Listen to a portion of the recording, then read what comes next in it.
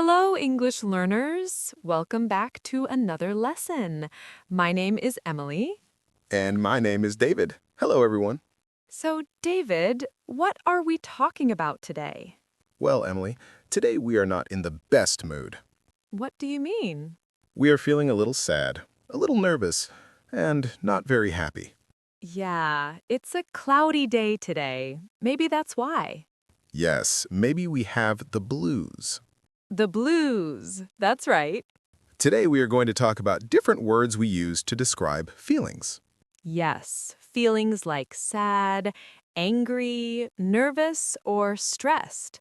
This is a very useful lesson. Hopefully, you are feeling good today, but sometimes we all feel bad. And when that happens, it's important to know how to talk about it. Now, let's start with today's vocabulary preview. We are going to look at two words. The first word is a way to say you feel sad. That word is down. If you feel happy, you feel up.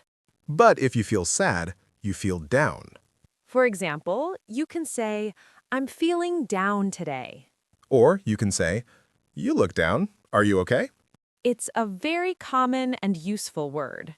Now let's look at the second word. The second word is grouchy. Grouchy means you are in a bad mood. You are not very angry, but you're not very nice either. You might complain a lot or speak rudely to people. For example, why are you so grouchy today? There is a famous character called Oscar the Grouch. He is always complaining and never happy. Now let's listen to the dialogue. Pay attention to how the feelings are described. Hi, David. Are you okay? You look a bit down today. Yeah, I'm not feeling very good. What happened? I just talked to my girlfriend on the phone. Oh, was there a problem? Yes, she gets upset very easily and loses her temper over small things. That sounds really stressful. It is. Sometimes it's very hard to talk to her calmly. Maybe she's stressed because of work. That could be true. Her job is very nerve-wracking. Still, it's not easy to deal with someone who is always in a foul mood. Exactly. It really makes me feel down and tired. I hope things get better soon. Thanks, Emily. Talking about it helps a little. I try to find out what is bothering him. I also try to get him to talk about his day. But every time I ask, he shuts down. Yes, and he usually brushes me off and changes the topic. That really hurts because I just want to help him. Men can be like that sometimes, you know? They may feel nervous, anxious, or on edge inside. But instead of talking about their feelings, they hide them.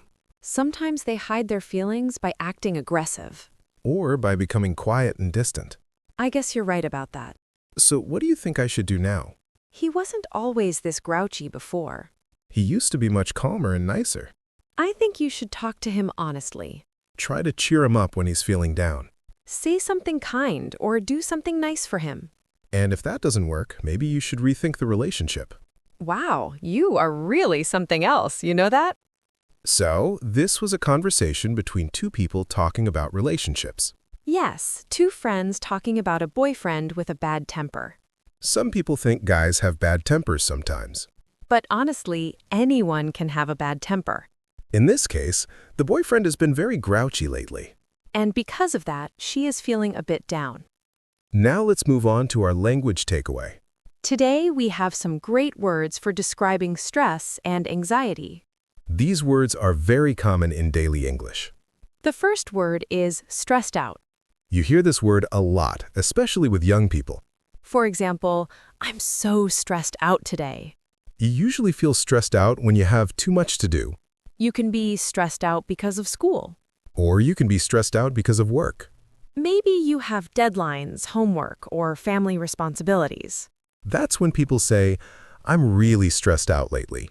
You can say, I'm stressed, too. But in spoken English, people often say stressed out. It sounds more natural in casual conversations. Nerve-wracking. Another useful word is nerve-wracking. Nerves help us feel things in our body. When something is nerve-wracking, it makes us very tense. It also makes us feel anxious and uncomfortable. Some movies are nerve-wracking. Especially suspense or horror movies. For example, scary scenes can make your heart race. Some people also think roller coasters are nerve-wracking. How was your presentation today? Honestly, it was very nerve-wracking. Really? What happened? Standing in front of so many people made my hands shake. I understand that feeling. Public speaking can be nerve-wracking for sure. Yeah, and then my slides wouldn't load at first. Oh no, that must have made everything much worse. It really did. Waiting for the tech guy to fix it was the most nerve-wracking part of the whole presentation.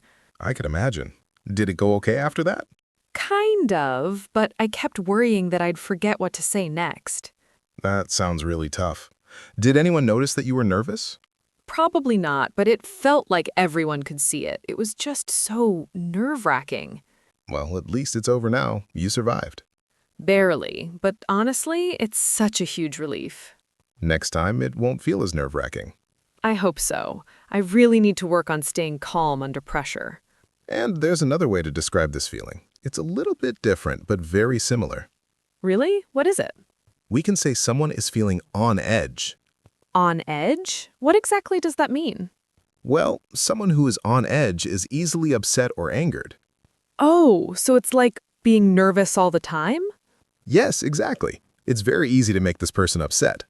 Like someone who just quit smoking might be on edge? Exactly. Even small things can make them irritated. Wow, so if you are on edge, people have to be careful around you. That's right. You can say, he seems on edge today, or she is on edge lately. These three words, stressed out, nerve-wracking, and on edge, are really useful. Absolutely. You can use them to describe many different situations or people going through these feelings. There are probably 1,000 ways to describe being nervous, anxious, or upset. Yes, and learning these words helps you speak English more naturally. I think we should listen to today's dialogue again and see exactly how these words are used. That's a great idea. And after that, we can talk about some other useful phrases. Okay, I'll talk to you later. Bye. Wait, Emily. Are you okay? You seem a bit down today. I just got off the phone with my boyfriend. He's always getting upset and losing his temper over nothing. That sounds really hard. It is. Sometimes it's so hard to talk to him calmly. Maybe he's stressed out from work or something. Yeah, his job is pretty nerve-wracking, you know? Still, it sounds like he's always in a foul mood. I try to find out what's bothering him or get him to talk about his day. And does he open up? No, he always shuts down and brushes me off. Men can be like that sometimes. They can feel nervous, anxious, or on edge. And the only way they can express it is by trying to hide it through aggressiveness. I guess you're right. So what do you think I should do? Talk to him, try to cheer him up when he's down. And if that doesn't work? Well, I say get rid of him and find someone new. You are something else. You know that? All right, great. Now that we're back, let's start with a couple of different phrases on Fluency Builder. Yes, these phrases will help you speak English more naturally in everyday situations. All right, David, here's a big question for you. What makes you lose your temper? I think what makes me lose my temper very, very easily is like a dirty house or a messy room. Really? You're a neat freak, aren't you? Not exactly a neat freak, but if things are not at least semi-clean, it really bothers me a lot. Okay, that makes sense. So this is a great phrase, lose your temper. Right, or lose one's temper. We use this phrase in English to describe getting angry. For example, you might be a little frustrated with something, but then someone throws their clothes on the floor. And that's when I say, that's it, I'm tired of this. You're always throwing your clothes on the floor. Exactly. That's a clear example of David losing his temper. Okay, Emily, what about you? What makes you lose your temper? You hear that noise? What is it? It's that drilling and construction outside. And sometimes people tap, tap, tap with their pens or stomp their feet when they're nervous. Oh, yes, that repetitive noise is really annoying. At first, I try to stay calm, like, okay, fine, it's okay, calm down. But after a while... Suddenly, I just can't stand it anymore. I explode. Exactly. That's what makes you lose your temper. All right, now let's talk about another useful phrase, brush someone off. Ah, yes. Sometimes you need to brush someone off, or sometimes you get brushed off. And that's not a very good feeling. The word brush might be familiar. We use it when we brush our hair or brush our teeth. Right. But when you brush someone off, it means you are ignoring them. Yes, you are avoiding them, sometimes subtly, sometimes very directly. Exactly. People often brush you off when they want to be alone. For example, I could say, "Hey, do you want to go see that movie tonight?" And someone might reply, "No, I can't. I have to do something tonight," and then walk away. Right, that's brushing you off. They are ignoring you. Sometimes people also make up excuses as a way to brush someone off. Either way, being brushed off doesn't feel good. And after being brushed off or losing your temper, you might feel stressed out. Exactly, and that's when you really need a good friend to cheer you up. Friends are the people who can help the most. And family, too, sometimes. Let's break down the word cheer. Some of our listeners might not know it. Yes, to cheer someone up means to make them feel happy again or improve their mood. So in today's dialogue, we see a lot of real-life situations. Losing your temper, being brushed off, feeling stressed out, and needing a friend to cheer you up. That's right. These are all common feelings that everyone experiences. And learning these phrases helps you speak English more naturally. Absolutely. And next, we can practice using them in real conversations. Maybe we've all heard the term cheerleader, right? Yeah, like in school, give me an A, give me a B. Exactly. So cheer, or people cheering, is all about happiness and encouragement. Right. And when we say someone can cheer you up, it means they can make you feel happy again. Remember earlier when we talked about feeling down? Yes, I'm feeling down. Someone who cheers you up is helping you feel better and happier. Exactly. You want to cheer up your friends, or if you're feeling a bit down, a family member might try to cheer you up. Emily, do you think I need someone to cheer me up today? Yes, I think you do. Well, what should we do? Let's go have a drink, eat some popcorn, and just relax. That will cheer you up. That's true. And chocolate always cheers me up too. Oh, I know where there's some chocolate. We can grab it later. All right. So we've looked at a lot of great phrases today. But the last sentence of the dialogue might sound a little strange at first. Yes. When she says, "You are something else," you know that? Something what? Is she talking about an alien or a monkey? Good question. What she really means is, "I can't believe you." Oh, I see. So she's joking a little. Exactly. She's saying there's no one like him. You're really something else, you know that? So it's kind of like a joke, but also a compliment in this case. Right. She's surprised by his suggestion to find another boyfriend. She's like, "You're unbelievable." Can this phrase ever be negative? Yes, definitely. For example, if someone cheats or behaves badly, you could say, "You are something else," and it would mean, "You are the worst." Ah, so the meaning really depends on the situation and the tone of voice. Exactly. How you say it makes a huge difference. This is very interesting. It's very spoken English. Yes, the words themselves are simple, but the context and connotation make them very different. Right. You need to understand how people really use them in conversation. All right. Let's listen to the dialogue one last time. And then we'll come back and talk a little bit more about it. Okay, I'll talk to you later. Bye. Wait, David, are you okay? You seem a bit down today. I just got off the phone with my boyfriend. He's always getting upset and losing his temper over nothing. That sounds really hard. It is. Sometimes it's so difficult to have a calm conversation with him. Maybe he's stressed out from work or something. Yeah, his job is really nerve-wracking, you know? Still, it sounds like he's always in a really foul mood. I try to find out what's bothering him or get him to talk about his day. And what happens when you do that? He always shuts down and brushes me off. Men can be like that sometimes. They feel nervous, anxious, or on edge. Yes, and often the only way they express it is by hiding it through aggressiveness. I guess you're right. So what do you think I should do? He wasn't always this grouchy, you know? Try to talk to him. Cheer him up when he's feeling down. And if that doesn't work? I'd say get rid of him and find a new one. Wow, David, you are something else, you know that. So, Emily, are you a grouchy person? Are you asking if I have a bad temper or if I'm always unhappy? Yes, I'm curious. Do you lose your temper often? Oh, these are very interesting questions. Thank you for asking. So, what's the answer? Well, the first question, am I grouchy? No, not very often. Really? Never? Only before 9 a.m. Ah, so you're not a morning person. Exactly. I'm very grouchy in the morning, but I usually don't lose my temper later. So, what kinds of things do make you frustrated?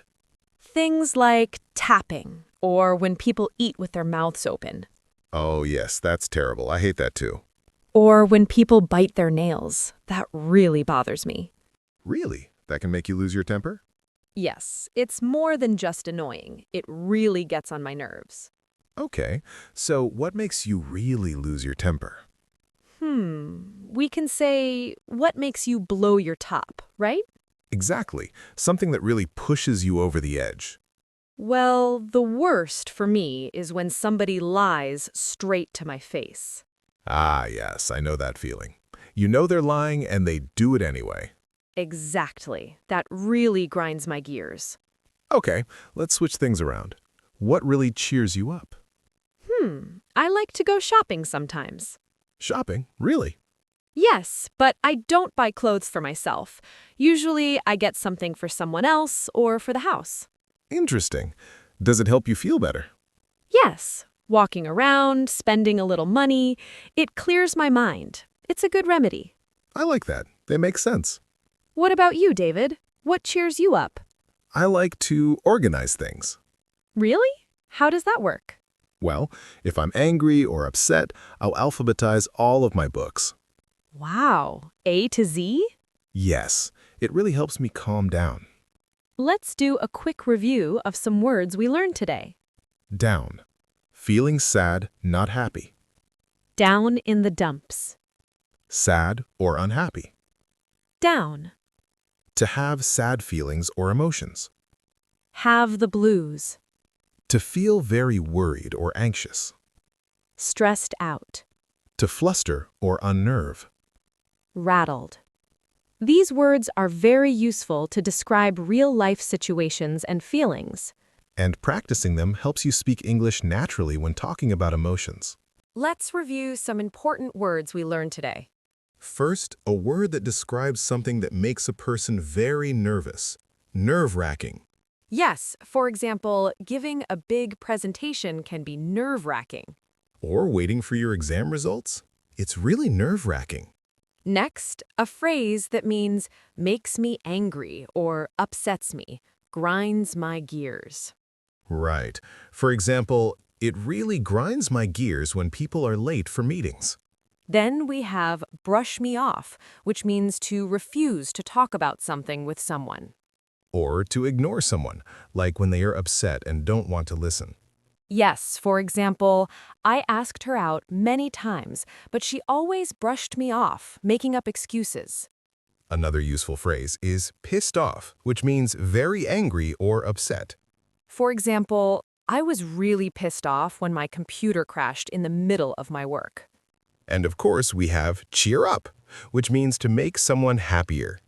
Like when a friend is sad, you can say, "Come on, let's go for ice cream. That will cheer you up." You know what really cheers me up when I'm feeling sad? Oh, what's that? Shopping. I know it sounds a little strange, but it really makes me feel better. Really? Just shopping? Not buying clothes or anything? Sometimes I buy little things for myself, but mostly I just look around or get something for the house or a friend. It helps me clear my mind. That actually makes sense. Walking around, seeing nice things, it can be very relaxing. Exactly. Even just browsing or spending a little money feels like a good remedy.